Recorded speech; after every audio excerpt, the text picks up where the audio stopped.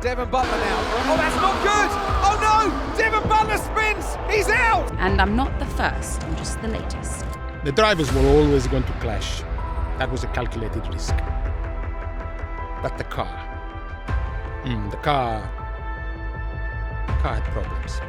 F1 2021's Breaking Point Story Mode was a fantastic opportunity for both Realtime, for Codemasters. It's a groundbreaking project in many sense of the word, but to be approached again with F1 23 was a fantastic opportunity because we knew we really wanted to push the level of visual fidelity, the facial detail, the storytelling, really take things to the next level. We're excited to get the projects in again after a 2-year break. We obviously took on the project a couple of years ago and came back with a new script.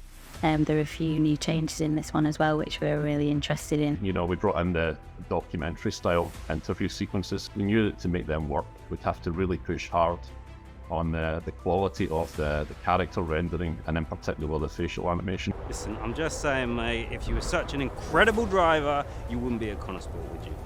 Sorry, it's the truth. F1 23 has Devon Butler in it.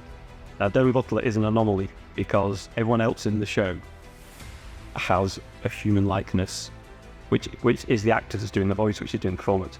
But there's a legacy character, which is Devon Butler. And Codemasters decided that they'd like the performance of this actor, but the look of this actor. And he's such a renowned character and an icon of the game that we have to stick with that. So it's always a challenge to take Daniel's performance and apply it to Adam's face. This time, we actually engaged with Adam Sanderson as part of the process. So as well as scanning everybody else, we actually scanned Adam as well. So we had absolutely tons of data of how Adam looks when pulling the shapes that Daniel does. Through some kind of clever rigging and some algorithms and a lot of hard work, we actually managed to successfully transition from Daniel to Adam. 5 years in F1. Can't argue with that. Obviously, it was important that we saw a visual uplift. It had been 2 years since we last released Breaking Point, and I think we agreed quite a high benchmark with the initial visual targets. The character rendering in general, you know, was a big step up from last time around. But I think the standout for me was the improved facial animation and the improved capture process that we did with DI4D. Whereas a lot of rigs, it's kind of driving bones, and you've got to work out how those bones would translate to the muscle structure or the fleshy parts of the face. The DI4D approach scans what the face is actually doing. So we actually scan all the fleshy movement, all the inertia on the face, all of the interactions and muscle tensions, little eye darts that translate into kind of micro movements. It's all in there.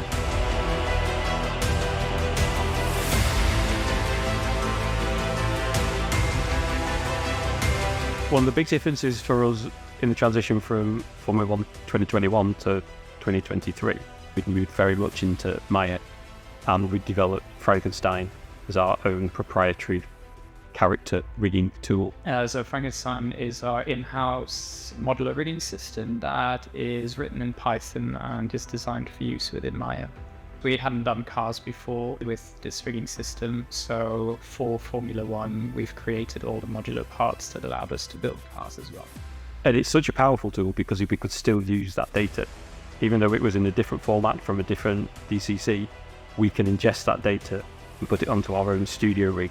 So all of our animators are still using the same tool that they use day in, day out.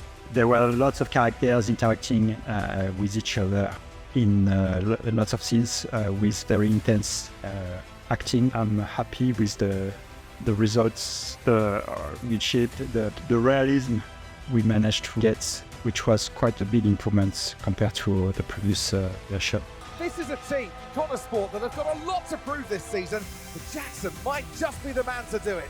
The thing that I'm most proud about for the project is just the standard of the quality that we hit across the board. We're really pleased with the final quality that we got to with the CGI. I think it is a huge step forward this time around.